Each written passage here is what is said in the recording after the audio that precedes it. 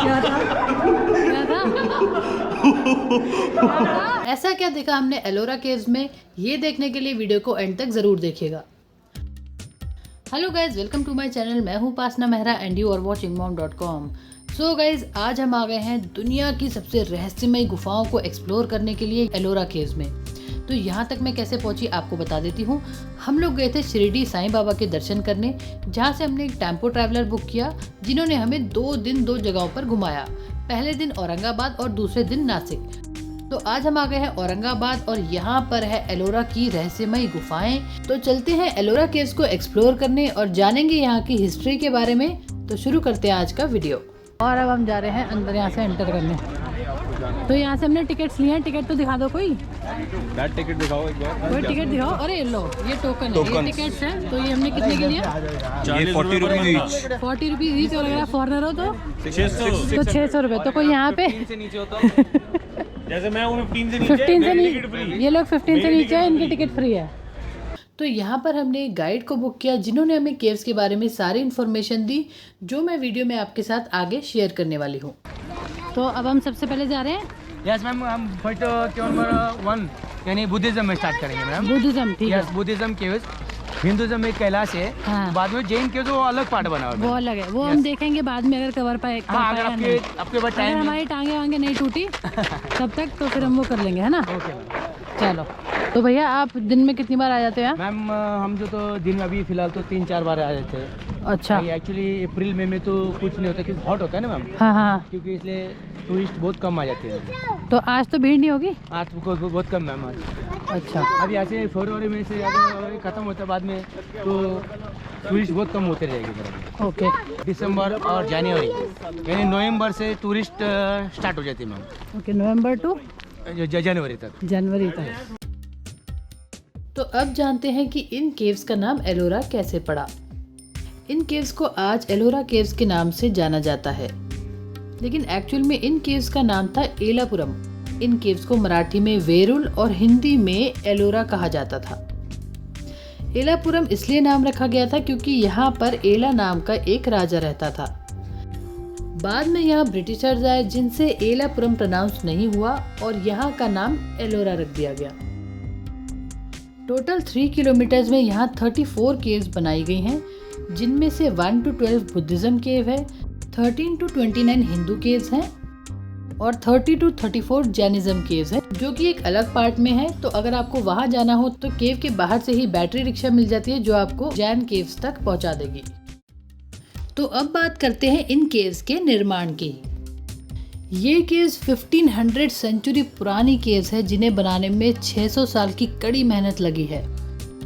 इन गुफाओं का काम 5th सेंचुरी से लेकर 11th सेंचुरी तक चला था और इन्हें अपने धर्म प्रचार के लिए बनाया गया था।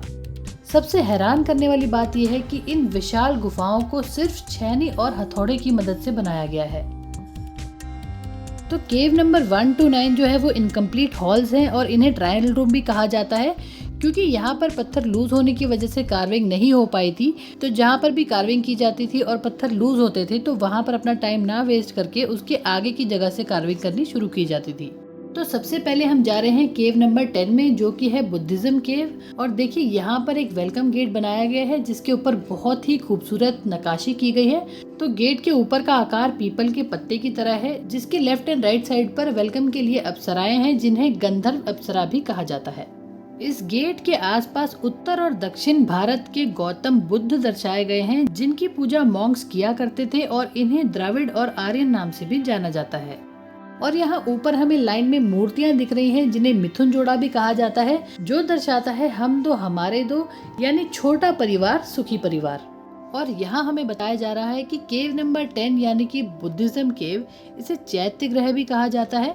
इस केव की खासियत ये है कि इसे फ्रंट टू बैक कार्व करके बनाया गया है। तो ये जो पहाड़ है, इसे सामने से कार्व करते हुए अंदर की तरफ बनाया गया है और ये मेडिटेशन के लिए यूज हुआ करती थी। तो यहाँ का जो इकोसिस्टम है वो बहुत ही ज्यादा स्ट्रॉन्ग है। बुद्धम शरणम गच्छामि, ये एक ऐसा मंत्र है जिसका उच्चारण पहले जमाने में किया जाता था भगवान बुद्ध की पूजा करते समय। हम भी अंदर गए, उन मंत्रों का उच्चारण किया और जो अनुभव था वो बहुत ही खूबसूरत था।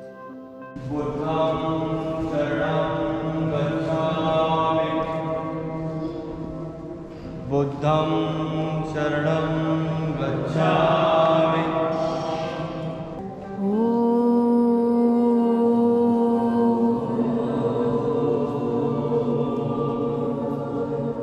तो केव के अंदर एंटर करते ही हमें ऊपर देखने को मिलता है बहुत ही खूबसूरत सा स्ट्रक्चर जिसे कहा जाता है स्तूप। स्तूप के ठीक नीचे हमें दिखती है भगवान बुद्ध की मूर्ति। और अगर बात करें इनकी ऊंचाई की तो स्तूप और मूर्ति मिलाकर ये 35 फीट ऊंचे हैं। और क्योंकि इस केव को मेडिटेशन के लिए बनाया गया था तो यहाँ का इकोसिस्टम भी जबरदस्त है। और यहाँ पर हम काफ़ी कम वॉल्यूम में चैंट कर रहे थे, लेकिन जो उसका एको हो रहा था वो इतना लाउड और इतना सुंदर लग रहा था सुनने में कि उसको एक्सपीरियंस करने के लिए एक बार यहाँ पर आप लोगों को ज़रूर आना चाहिए।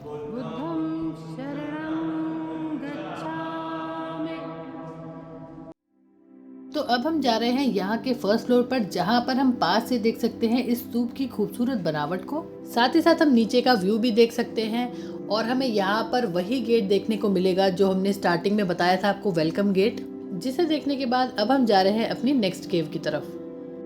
तो अब हम जा रहे हैं केव नंबर 8 की तरफ, जिसे कहते हैं विहारा यानी रहने का स्थान। तो जिस तरह हिंदू धर्म में सबसे ज्यादा धनवान कुबेर को माना जाता है, उसी तरह बौद्ध धर्म में जम्बाला और हार्तिकी माने जाते हैं। केव की शुरुआत में ही हमें इनकी मूर्ति देखने को मिलती है और इस गुफा के निर्माण कार्य में जितना भी धन लगा है वो इन्होंने ही लगाया है। तो थोड़ा आगे चलकर हमें देखने को मिलते हैं भगवान बुद्ध, जिनके लेफ्ट हैंड साइड पर हैं पद्म पानी और राइट हैंड साइड पर हैं वज्र पानी। इनको अजंता की वर्ल्ड फेमस पेंटिंग्स में देखा जा सकता है और एलोरा में इनको देखा जाता है खूबसूरत कार्विंग्स में। तो यहाँ पर हमें बताया जा रहा है कि जो हमें पिलर्स पर ये छेद देखने को मिल रहे हैं, आर्किटेक्ट इन छेद के अंदर रस्सी बांधते थे और उन रस्सी के ऊपर चढ़कर बैलेंस बनाकर और उसके बाद कार्विंग किया करते थे। तो देखिए कितना मुश्किल होता था उस समय पर, क्योंकि उस समय कोई सीढ़ी वगैरह नहीं हुआ करती थी। तो इस तरीके से यहाँ पर कार्विंग की जाती थी। तो अंदर जाने पर हमें रूम के अंदर भगवान बुद्ध की मूर्ति दिखती है और उनके लेफ्ट एंड राइट साइड पर पद्म पानी और वज्र पानी भी देखने को मिलते हैं। अब इनकी पहचान कैसे की जाए, तो जो पद्म पानी है उनके हाथ में एक गुलाब दिखता है और जो वज्र पानी है उनकी कमर पर एक दुपट्टा दिखता है और यही उनकी पहचान है। आगे बढ़ते हैं तो हमें यहाँ पर एक और मूर्ति दिखती है जिनका नाम है माए मयूरी। और जिस तरीके से हमारे यहाँ पर आया होती है बच्चे संभालने के लिए, इसी तरीके से यहाँ पर ये माए मयूरी होती है। ये हमें बताया जा रहा था और इतने में ये हुआ। क्या था? क्या था?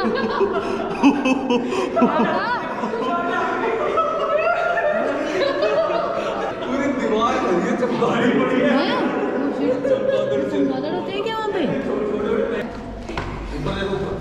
तो यहाँ पर ना काफ़ी सारे चमगादड़ हैं जिसकी हम रिकॉर्डिंग आइए मैम, पूरा फ्रंट कुछ भी नहीं करते भैया। अगर मेरे को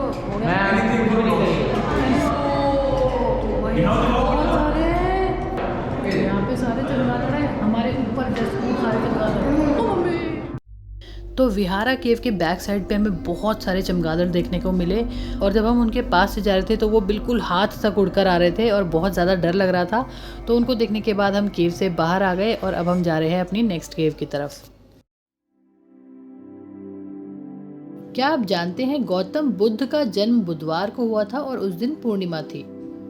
उन्हें जो ज्ञान प्राप्त हुआ था वो भी बुधवार को हुआ था और उस दिन भी पूर्णिमा थी। और उनकी डेथ भी बुधवार को हुई थी और उस दिन भी पूर्णिमा थी। इसीलिए ही बुद्ध पूर्णिमा मनाई जाती है। तो अब हम जा रहे हैं केव नंबर 11 में, जहां पर हमें गौतम बुद्ध की 3 मुद्राएं देखने को मिलती है, जिनमें से पहली मुद्रा है हिनयान मुद्रा।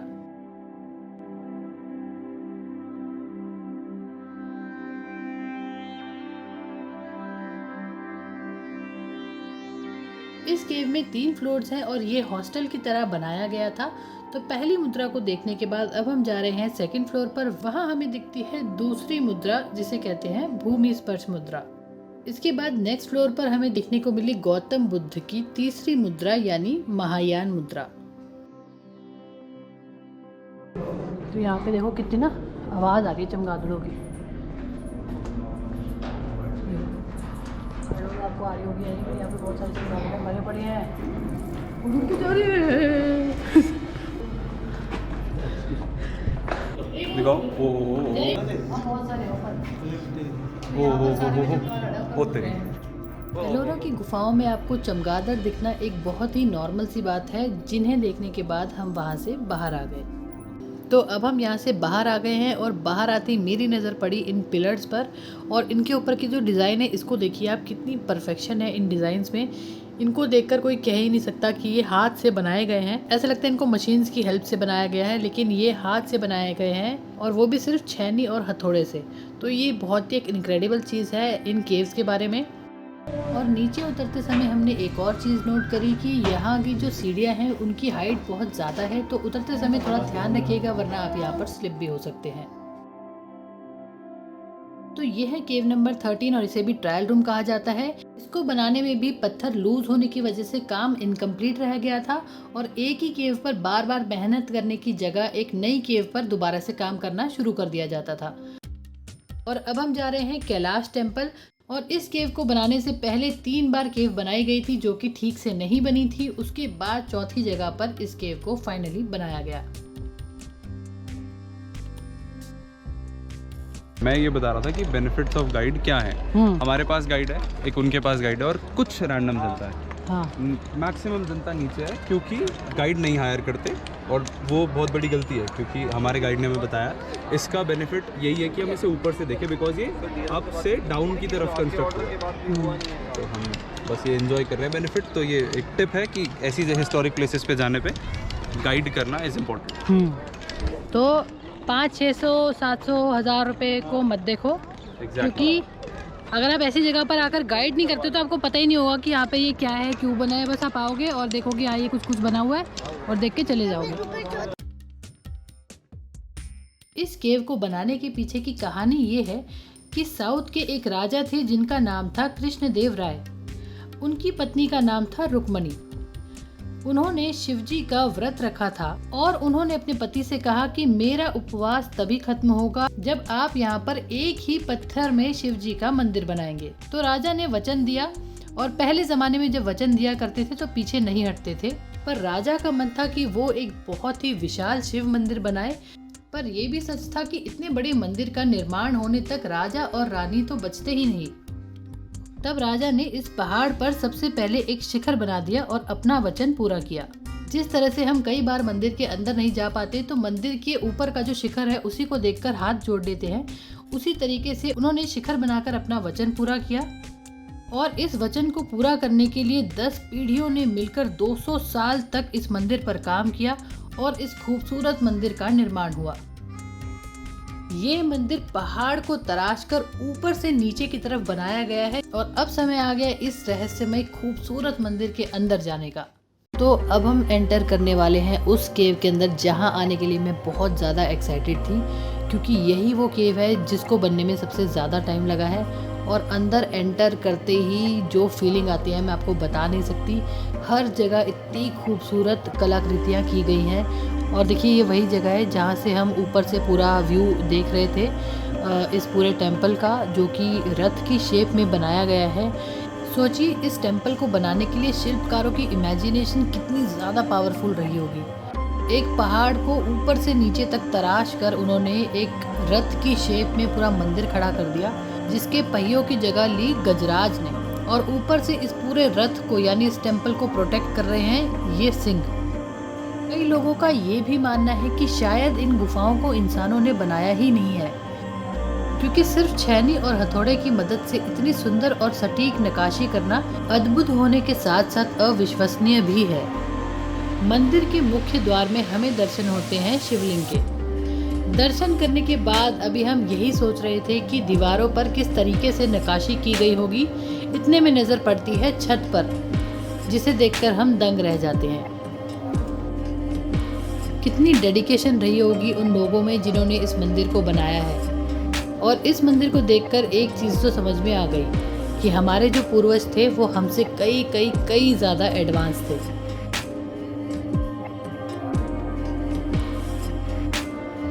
मंदिर से बाहर निकलते ही ठीक सामने हमें देखने को मिलती है नंदी की ये निर्मल प्रतिमा। मंदिर के अंदर और बाहर देवी देवताओं को दिखाया गया है, साथ ही साथ विभिन्न प्रकार की वास्तुकलाएं भी दिखाई हैं। कहीं आस्था के तो कहीं युद्ध के दृश्य भी यहाँ देखने को मिल जाते हैं। मैं नमन करती हूँ दिल से उन सभी लोगों को जो हमारे लिए इतनी खूबसूरत सी ये धरोहर छोड़ गए। आज के वीडियो में बस इतना ही। अगर वीडियो में कुछ भी पसंद आया हो तो वीडियो को लाइक करें, वीडियो को शेयर करें और चैनल को सब्सक्राइब नहीं किया तो सब्सक्राइब कर दीजिए। मिलती हूँ एक नई वीडियो के साथ, तब तक अपना ध्यान रखिए और देखते रहिए mom.com।